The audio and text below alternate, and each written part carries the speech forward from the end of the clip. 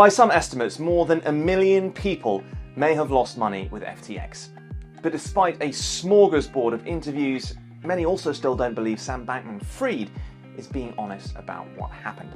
One person who knows what a crypto bankruptcy looks like and has some advice for SBF is the man behind Mt. Gox. Mark Karpelès led one of the first centralized Bitcoin exchanges, initially to success and then to bankruptcy and infamy. Sound familiar? Mt. Gox was the place to buy and sell crypto in the early days. After beginning automated trading in 2010, it quickly came to dominate the sector, at one point reportedly accounting for 70% of total Bitcoin trading volume. But in 2014, Mt. Gox was hacked and around 850,000 Bitcoin was stolen, around 7% of the total supply of the coin at the time.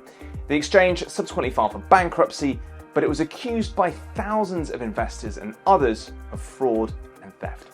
As of the end of 2022, creditors still haven't been paid.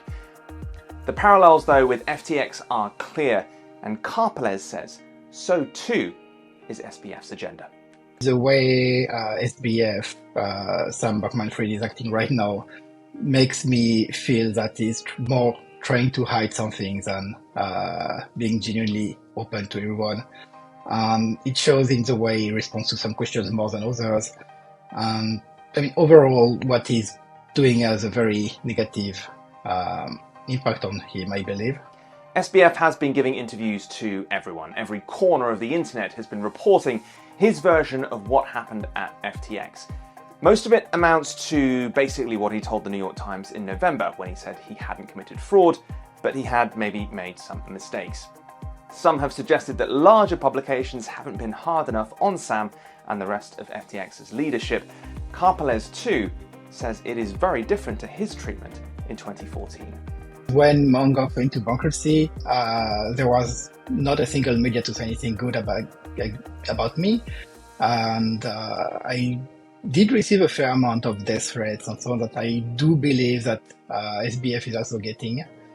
But at the same time, he's gotten very positive coverage from mainstream media. I'm not sure exactly how he managed to get this. SBF has also used the interviews to hit out at new FTX boss John J. Ray III, who was appointed after the company filed for bankruptcy. Ray has previous experience of corporate scandals, including Enron, but called the situation at FTX unprecedented. The court was also told FTX was under the control of, quote, inexperienced and possibly compromised individuals. Speaking to The Block earlier this month, SBF said that Ray's claim that some records were missing was in fact false. Karpelès was also accused of being inexperienced after Mt. Gox went under. So what does he think SBF is trying to do here? I do think he knows that FTX is hopelessly bankrupt, but he is trying to make it feel like he could have saved everything and that the bankruptcy took everything from him and the lawyers are to put at fault. SBF has said he's doing interviews against legal counsel. That includes advice from the likes of Ira Sorkin, who actually represented the disgraced financier Bernie Madoff. Typically, when a company enters bankruptcy, the main advice that lawyers will give you is to talk to the court, talk to the lawyers, but don't make any public statement and don't do anything, leave this to the trustee. FTX is kind of an exception on this because of, SBF talking to people and, as I said, providing information on behalf of FTX, which he is not the director of anymore, which is very likely inaccurate, if not plainly false. After Mt. Gox fell, Karpelès was arrested in Japan in 2015. He was eventually indicted on 3 charges. In 2019, he was then exonerated of the accusations of embezzlement and breach of trust, but he was found guilty of improperly handling electronic funds and ultimately given a 2.5-year sentence, suspended for 4 years. In total, he spent 11 months in custody, and he says that long bankruptcy proceedings will need to happen before SBF faces any sort of personal trial. Going after him personally, actually, is probably not a good thing. What's important here is first to see how we can recover assets from FTX. So that's part of the bankruptcy process. If it goes anything like Mt. Gox, it's going to take a few years. There's over 130 companies all over the world involved in this process, so it's likely going to take some time. That will worry the more than 1 million people that FTX reportedly owes money to. When will they get their cash back? Well, if Mt. Gox is anything to go by, it could be a very long time indeed. It has been 8 years since Mt. Gox filed for bankruptcy, and in August this year, trustees suggested that payments could eventually start in due course. Months later, though, nothing has happened. But there is a deadline of January the 10th for creditors to submit their bank information. I do believe that 2022 will be the year. I sincerely hope this ends very soon because everyone has been dealing with this for way too long. Concerns over distribution were raised when 10,000 Bitcoin recently moved off a wallet belonging to a former BTC-E exchange, which had been dormant for 7 years. Karpeles says that whatever that was, it wasn't directly linked to Mt. Gox.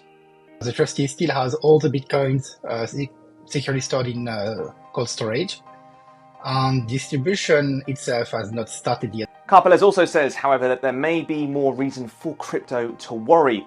Calls for greater transparency after FTX have led to other exchanges trying to show that they're not at risk. The likes of Binance, OKX and KuCoin, among others, have been publishing proofs of reserve. That may have reassured some, but Karpeles points out, we've heard this before. What happened back with Mt. Gox is right after the Mt. Gox bankruptcy, a lot of exchanges worked toward being more transparent, publish proof of assets and so on. That lasted actually for about 6 months before customers stopped really caring about this, and exchanges stopped updating this kind of information and finally stopped removed everything from their websites. It has been a momentous 12 months for the crypto sector, and we at Forkast have been trying our best to cover everything that's been going on. If you like any of the content, please hit that subscribe button, share it. It also means a lot to us to be a part of this conversation, and we want to hear your thoughts as well in the comments below or on social media.